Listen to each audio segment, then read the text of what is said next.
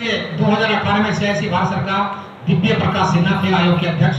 हम उनकी शरण में चले गए तो उन्होंने साल भर हमारे कॉरेस्पॉन्डेंस होने के बाद आयोग ने हमें वीडियो कॉन्फ्रेंस के जरिए तलब किया।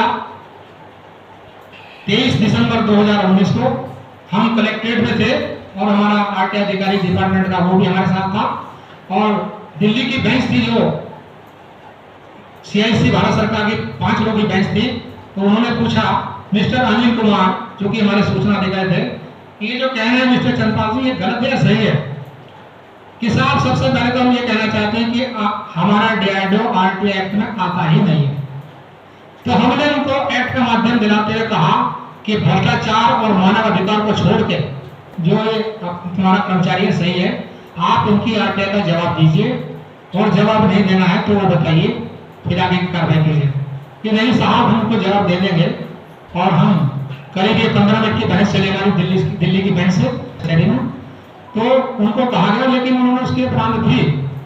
हमने कहा था भाई आपने क्या जवाब दिया और क्या मुख्यालय को भेजा आपने, उसकी रिपोर्ट हमें चाहिए। लेकिन उन्होंने नहीं दी क्योंकि उनकी जवाब कुछ बनता नहीं था उनका। हमने बार बार ये कहा था कि भाई पे क्या एक्शन हुआ आपका, उनको आप रिपोर्ट कर रहे हैं या नहीं कर रहे हैं, क्या फर्दर एक्टिविटी है आपकी, तो उन्होंने हमको कोई जवाब नहीं दिया। तो हमने कहा कोई बात नहीं, फिर भी हम लिखते पढ़ते रहे। तो आपके साथ और सामाजिक संगठन या बुद्धिजीवी संगठन जो मानवाधिकार पर काम कर रहे हैं या सामाजिक मुहिम चला रहे हैं वो भी आपके साथ में हैं? ये आपने सही क्वेश्चन किया, सही क्वेश्चन है आपका। हमने अब इस मुद्दे पे इस विषय पर मन बना लिया है और अब हम आगे आने वाले समय में, क्योंकि बहुत सारी लिखा पढ़ी हम कर चुके हैं, कोई जवाब हमारे मुख्यालय की तरफ से नहीं आ रहा है। हमने इस पर जो है CIC भारत सरकार को लिखा, सतर्कता भारत सरकार को लिखा, सचिव डिफेंस को लिखा और हमारे साइंटिफिक एडवाइजर उनको लिखा और मानव अधिकार के मुख्यालय को लिखा।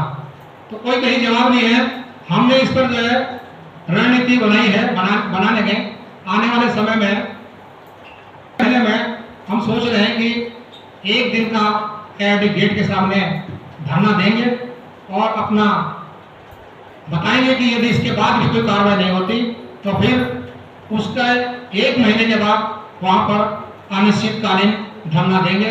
मैं उसमें सबसे आगे रहूंगा और मुझे उम्मीद है कि तमाम संगठन जो हमारे सहयोग के लिए chief bureau state Rambachan Rajbhar, Dehradun, Uttarakhand. धन्यवाद।